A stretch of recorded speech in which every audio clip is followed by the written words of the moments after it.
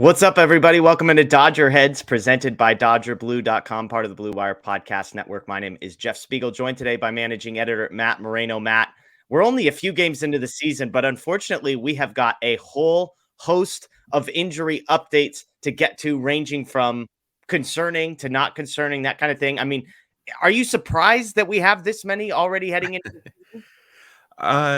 Yes and no. I've always, kind of told you guys when we do stuff, last year and the year before, like as much as you can kind of plan and rely on people, like it's baseball and stuff happens. And we saw it, a freak accident with Tony Gonsolin in spring training, and then something unexpected with Ryan Pepiot on opening day when it looked like okay, he was the guy they were going to rely on. And so little things like that happen. I know we'll get to it into details, but like Daniel Hudson too, like he's kind of still, even though he was more of a long-term guy, there's a little bit of a bumpier road than I think maybe the Dodgers were sort of hoping and expecting, frankly. Yeah, well, let's get into this. We've got Gonsolin, Rojas, Pepiot, Hudson, Mookie Betts, Miguel Vargas, all to get to. And again, that's not even mentioning Gavin Lux, who there's no update. I mean, he's out. Walker Buehler, no update. He's out. So Trinan, Reyes, Fire Eyes. I mean, there's a whole host of guys who are injured that we don't have updates on. These are just the guys that there's a little bit uncertainty. So let's go through these. Let's start with Tony Gonsolin. You mentioned it. Spring training. He sprains his ankle walking off of the field. It sounds like, though, there's a little bit of positive news on the Gonsolin front. Yeah. So, as we record this on Wednesday, today is the day that Gonsolin is supposed to face hitters at Camelback Ranch. And it's his first time doing that since his ankle sprain. And he's been going through, multiple bullpen sessions at Dodger Stadium, different agility drills, some PFP stuff. And he's continued to feel good and kind of check every box. And so, going into this live BP session at Camelback, he said, I'm anticipating it to obviously go well.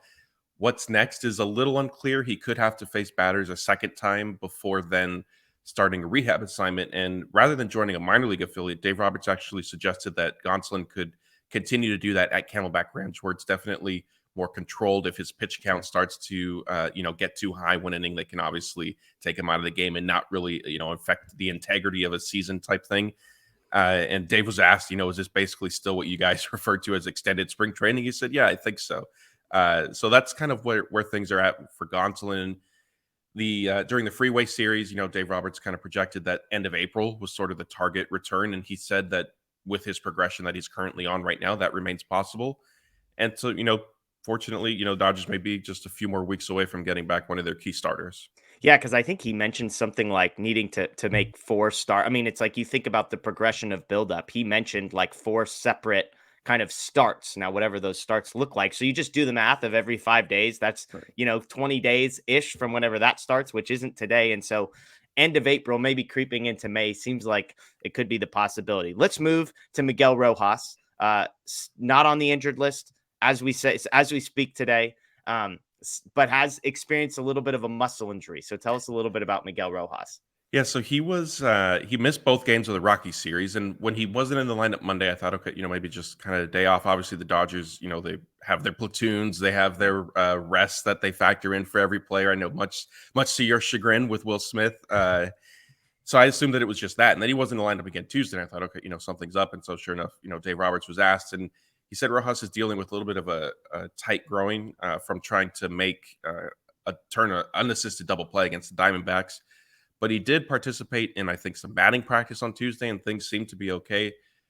But all that being said, the Dodgers are off Wednesday. They start their road trip Thursday in Arizona against, the Diamondbacks once again.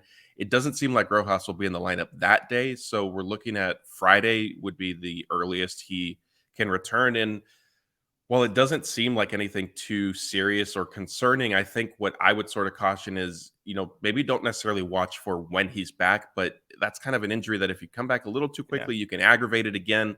And then we could be looking at, maybe something a little bit more long-term. And at that point, does he have to go on the IL?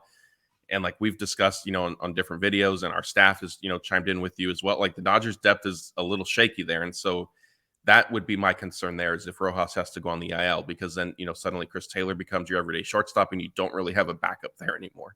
Yeah, the backup infielder space would be interesting. And then if you have to call a guy up, maybe it's a guy like a Luke Williams who's not on the 40-man roster, meaning you'd have to add him to the 40-man roster. He gives you some depth, but then when Rojas is back, you probably have to DFA him, which is something I'm guessing they're trying to avoid. So let's move to another starting pitcher, Ryan Pepiot, expected to make the opening day roster for the first time in his career.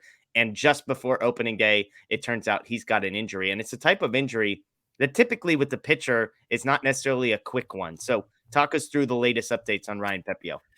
Yeah, the Pepiot one was definitely surprising. They sent out the email for the opening day roster, and I'm, kind of scrolling down to the pitchers just to make sure everything was in order. And I saw Michael Grove's name, and I thought, wait a minute, what is going on here?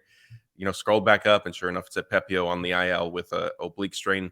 We talked to him that day in the clubhouse. He obviously was disappointed, but he was also optimistic that he said, I feel like we caught this early. And so hopefully, the plan is for me to not throw for 2 or 3 days. And then ideally I can start, playing catch again and kind of building that process of getting back on the mound and doing all that stuff. And so that came, I asked Dave Roberts on Monday, had Pepiot started throwing? He said not yet. And he wasn't 100% sure when it would begin, but he thought that maybe he was close. But like you said, this is a tricky one with an oblique and with an oblique period. It's you never really know, and it cost Zach McKinstry I think a month or 6 weeks or something last year. Yeah, and it's even more kind of touch and go with pitchers. And so, as much as there was early optimism, maybe there's reason to be not concerned, but it could be a little bit longer than they thought. I think obviously the Dodgers going to Arizona to start their road trip. My guess is Pepiot will be going with them and maybe do some rehab work at Camelback Ranch.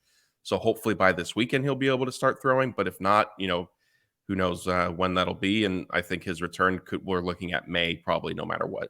Yeah, and you look at, Grove has stepped in, pitched well in his first one, kind of got screwed a little bit when you look at the final box score versus how he actually pitched. You've got Gonsolin that you're hoping back at the end of the month. So you're looking at Pepiot, who's not going to be ahead of Gonsolin in the schedule. And you've already got Grove up there. Andre Jackson pitched well. So it feels like one of those, they're probably going to play that especially slow, because what's the point in rushing him back to be your, eighth starter and be taking opportunities down at Oklahoma City? I think they slow play this knowing that they don't need him right now, or at least any quicker than maybe he naturally would.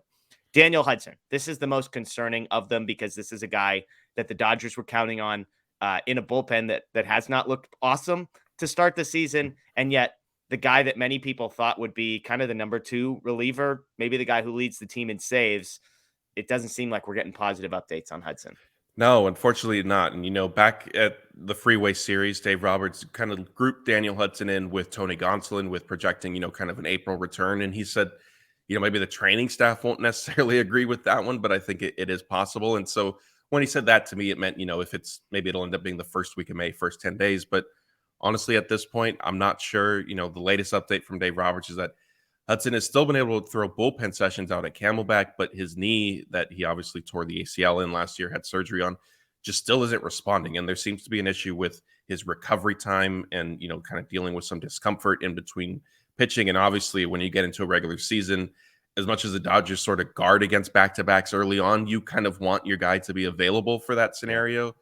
And so he just can't seem to get over that hump. And Dave Roberts was asked, is it a setback? And he said, not necessarily. It's just kind of more of the same. But, really, it's kind of open-ended with how things are going to go. I mean, you can't rush that, right? Like Hudson's knee it'll be ready when it's ready. And, as much as you hope maybe there'll be gradual improvement at some point, you can kind of project when he'll be back. I just don't think the Dodgers are at that point right now. Yeah, it's concerning. It's concerning. All right, let's get to what I think is a little bit of good news and probably the one that most people are most interested in, Mookie Betts. Last night, if you missed it, excuse me, I guess depending on when you're watching this, on Tuesday night, Mookie Betts playing second base collides with Jason Hayward while going out to field. Jason Hayward sort of slides for a ball that Mookie Betts catches, and Hayward catches him on the lower legs. Mookie was slow to get up. He ends up jogging off the field. He stays in the game. He scores from second base on a single. So there seemed to be some speed there, but what was Mookie Betts saying post-game, and kind of what does this look like moving forward? Is there going to be missed time for Mookie Betts? Yeah, this one was a little bit of a roller coaster. Obviously, when it happened, it looked pretty bad, and like you said, Mookie stayed down on the floor for a little bit, and then Dave Roberts, post game, hit the manager. He's usually first to speak before we get into the clubhouse, and so he said Mookie's getting treatment on his knee, and I think whenever you sort of hear that, like it's concerning, right? Like, is it just because it could be the ACL? There's a ton of ligaments in there that could go wrong. Then when Blake was there and the rest of the reporters got a chance to speak with Mookie. Mookie said, no, it's actually my right ankle that is the issue. And he said, it's more of just like I twisted it. And Mookie admitted that the play definitely looked worse than what it was. I think, one of his quotes was like, I think he was asked, like, is it scary as it's happening? And he said, not really for me, like it maybe for people watching type thing. He basically equated it to playing basketball and you jump up and you land on somebody's foot and you kind of twist your ankle really quick. So it doesn't seem like it's a full sprain, which is good for multiple reasons. Because as we're going to get to with Miguel Vargas, Mookie is kind of the starting second baseman as it stands. And what Mookie did say is, he told Jason Hayward that when he's playing second base, that Hayward doesn't have to come charging in as aggressively because Mookie said I could get to a lot of those balls out there. So, all's well and ends well. It seems like he should be okay. I don't anticipate him missing any time. He said it's a little sore, but again, the Dodgers are off Wednesday. Maybe they have him out if they have the depth. Have him out of the lineup on Thursday just to give him another break. But if not, he should be fine. Yeah, they're running out. If your shortstop is out, if your right fielder / second baseman is out, if your starting second baseman is out, who we'll get to here in a moment, you're running out of things. I did love this. Blake sent this message to us when everybody surrounded Mookie Betts. Freddie Freeman yelled out, "He's fine. Our season isn't over." So I love the comedy from Freddie Freeman. Let's get to Miguel Vargas, the last one here. He takes a pitch off the thumb on Monday night. Was out of Tuesday's lineup. Dave Roberts had said he was available as a pinch hitter, but that throwing and fielding were the pieces that hurt him. So what's the latest on Miguel Vargas? Are we going to see him in the coming days as the Dodgers travel to Arizona?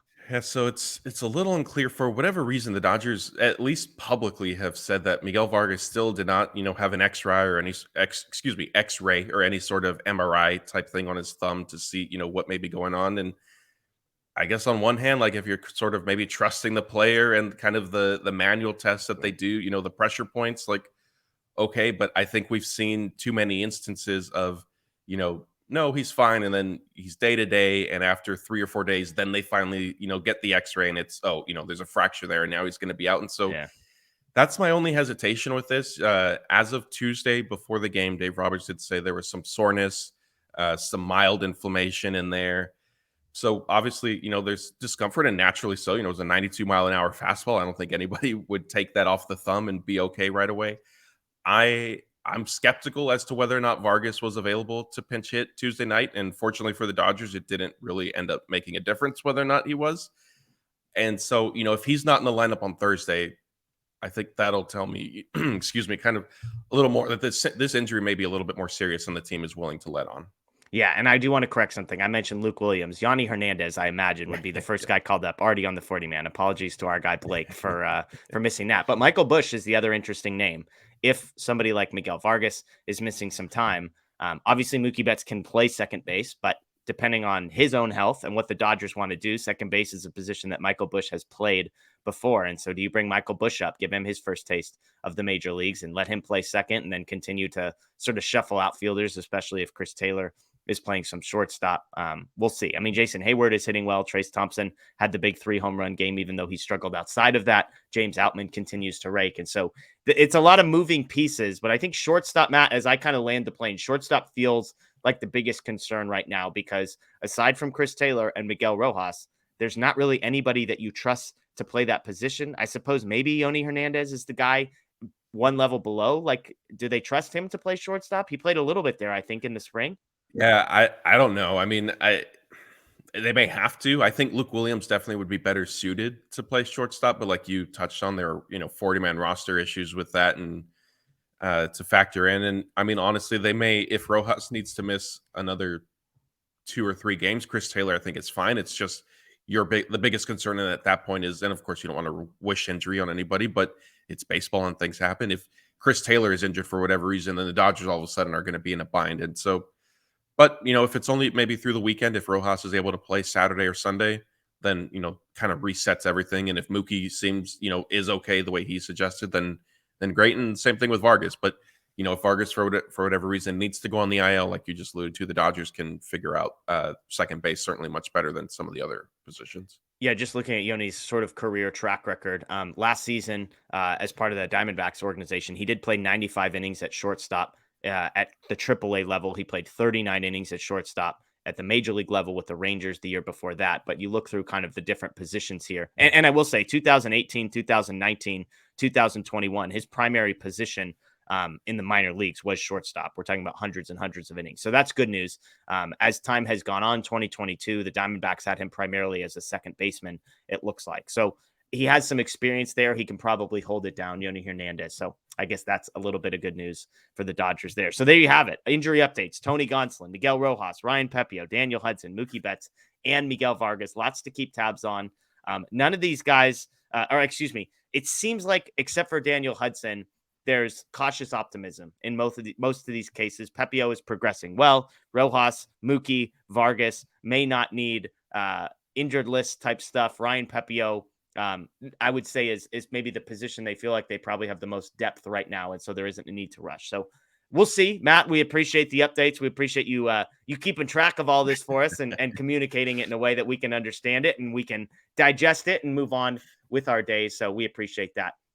Make sure you're following Matt at mmoreno1015 on Twitter. He and Blake are in the clubhouse and in the press box for home games, and so lots of great updates coming from them. We appreciate all of you for joining us. As always, please subscribe, ring the notification bell here on the Dodger Blue YouTube page as well. Enjoy the rest of your day, and of course, go Dodgers.